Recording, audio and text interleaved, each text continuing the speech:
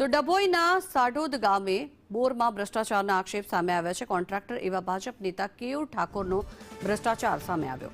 બારી શેરીમાં બોરમાં motor pump નાખ્યા વગર જ બિલ ચૂકવવામાં આવ્યું। મહાદેવ ટ્રેડર્સના કોન્ટ્રાક્ટર દ્વારા 2.44 લાખની ઉચાપત કરવામાં આવી છે। ભાજપ તાલુકા સંગઠનમાં ઉપપ્રમુખ છે કેયુર ઠાકોર। પીવાના પાણીમાં હાલાકી પડતા ગ્રામજનોનો આક્રોશ સામે આવ્યો છે। ત્યારે ગ્રામજનોએ ભ્રષ્ટાચાર બંધ કરોના નારા લગાવ્યા। જાગૃત નાગરિકે મારી પંચાયત એપમાંથી માહિતી મળી આવી હતી। ત્યારે આ સમગ્ર મામલો જે સામે આવ્યો છે, કોન્ટ્રાક્ટર ભાજપ નેતા પર પણ સવાલો ઉઠ્યા છે।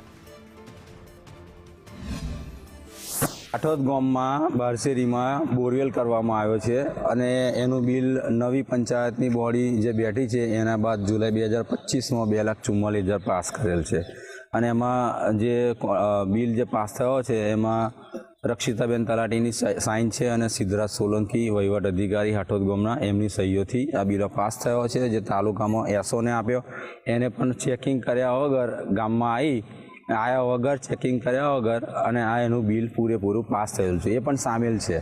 સાઢોદ ગામે બારીશેરી વગામાં કરવામાં આવેલા ટ્યુબવેલનું કામ જે ભારતીય જનતા પાર્ટી ડભોઈ તાલુકા સંગઠનના ઉપપ્રમુખ કેયુરભાઈ ઠાકોર દ્વારા ગામ પંચાયતમાં આપેલ હતું, જેમાં ભારતીય જનતા પાર્ટીના તાલુકા સંગઠનના ઉપપ્રમુખ કેયુરભાઈ દ્વારા જે થતો અમારા ગામમાં ભ્રષ્ટાચાર તે બંધ કરવો અને એની ઉપર કાયદેસરની કાર્યવાહી કરો અને એને બ્લેકલિસ્ટ કરવામાં આવે એવી અમારી નમ્ર માગણી છે।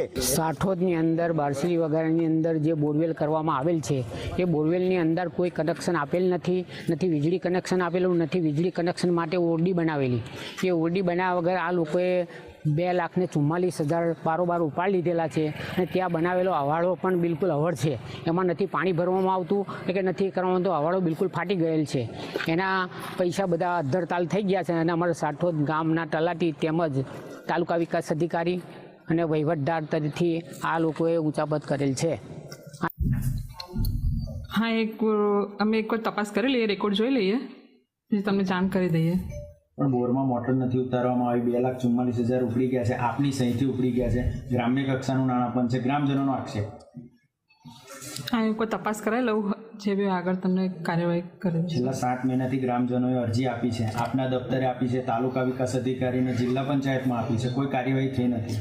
એકચ્યુઅલી હું હતી નહીં, હાલ ટ્રેનિંગમાં હતી, જે તે સમયે અરજી કરી હતી, એટલે હાલ મારી જોડે હાલ જ આવ્યો છે મુદ્દો, તો એનું જેથી